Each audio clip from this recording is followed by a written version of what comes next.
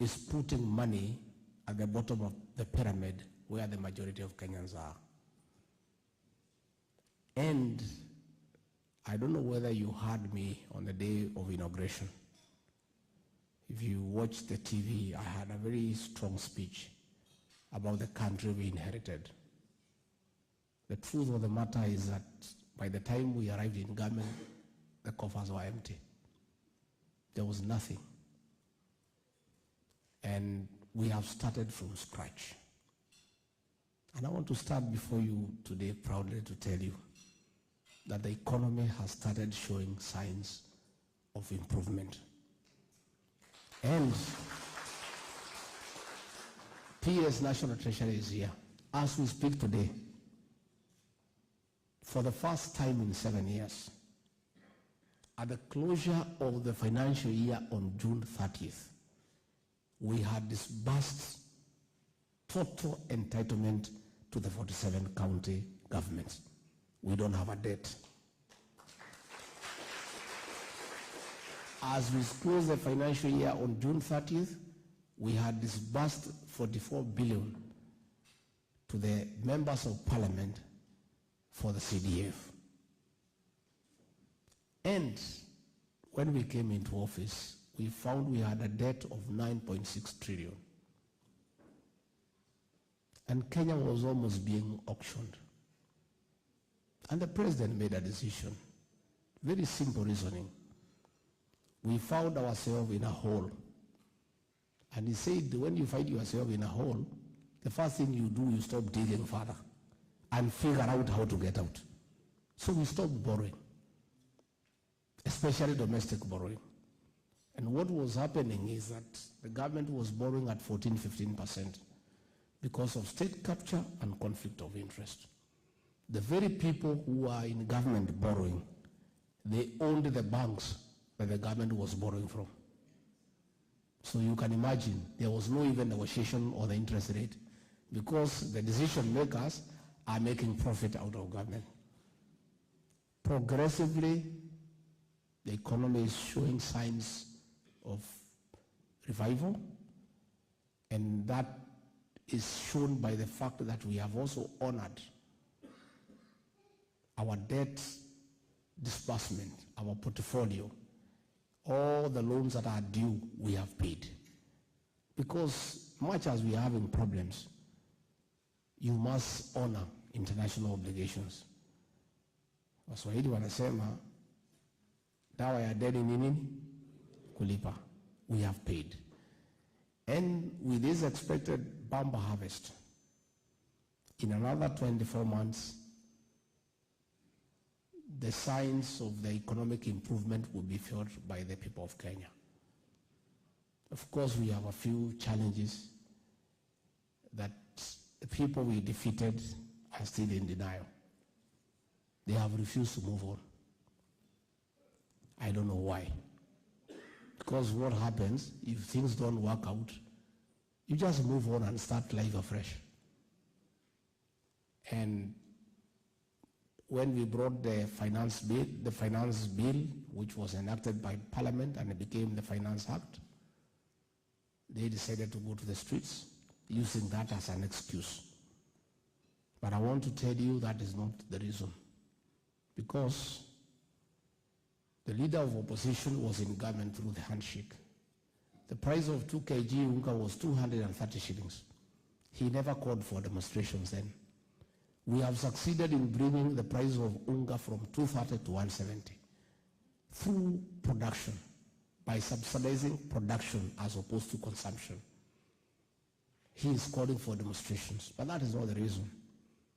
The reason is in his history.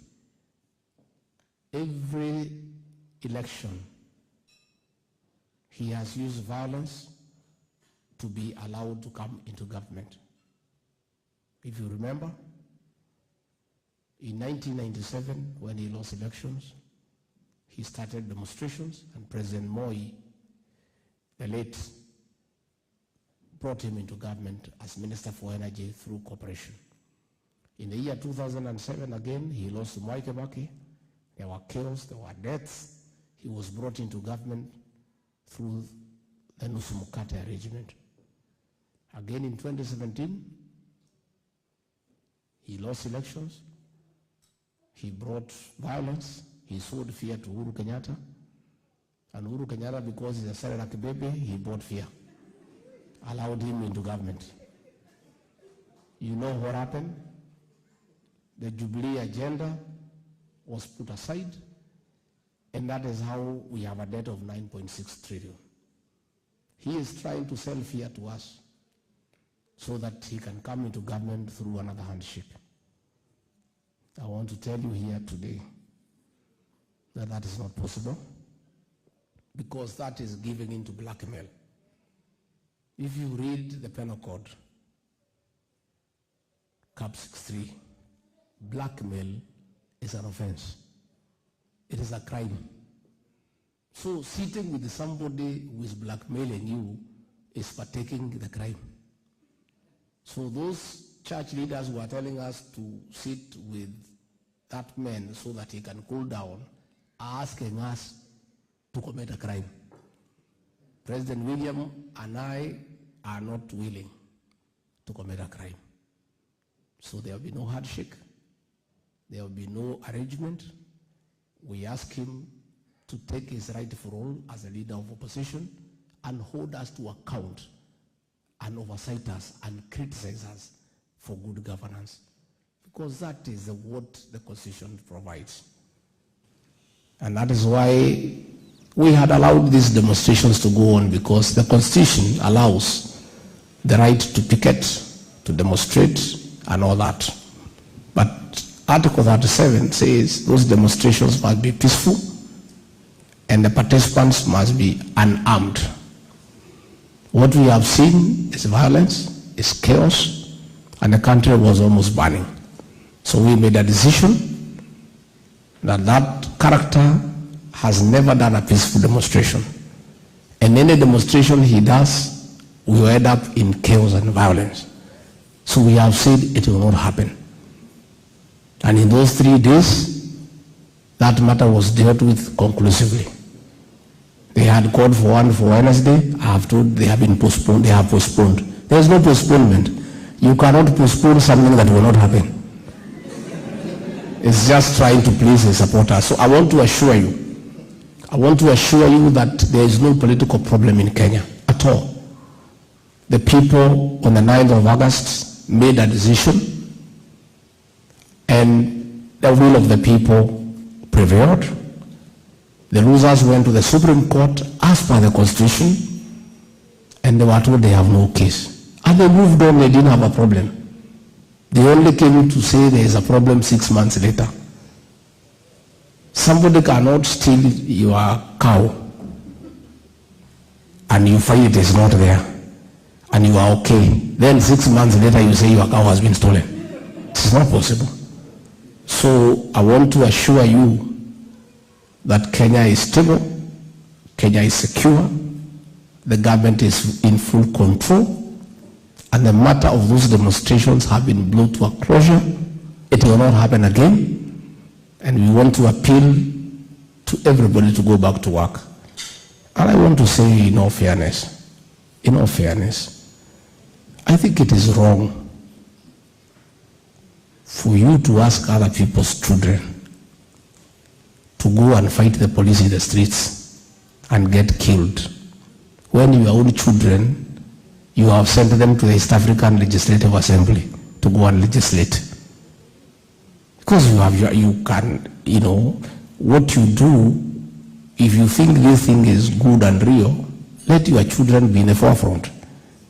But you cannot use the children of poor people to throw stones, to fight policemen, to loot, to destroy property, to get killed, to get harmed, yet your own children are not there. And in all fairness, I've heard others saying that their work now is to protect their family and their children, and it is good. Everybody should protect his family and his children. But who will protect the children of the poor people? That is what the president must do. He must protect the millions of children whose fathers and mothers have no capacity to protect them. She must protect them, because then they have no money to buy guns. If you can buy guns for your children to protect themselves, that's okay. But what about those parents who cannot afford to buy guns to protect their children? The government must use the guns that they have to protect those children. And that is what is happening. So that we live in a society where there is equality.